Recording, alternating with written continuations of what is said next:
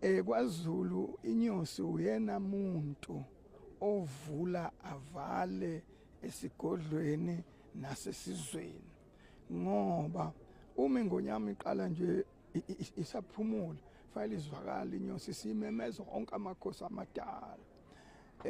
Uma ngabe ingonyama isiphuma yakubantu fanele izwakala inyosi, kuzwakala ngayo ukuthi awuna futhi useyebonakele.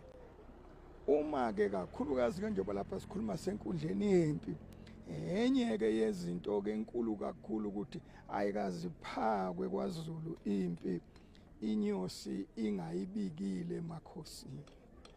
Ngisho intelezi kayisebenzi uma ngakhulunyiwe namakhosi ohlanga.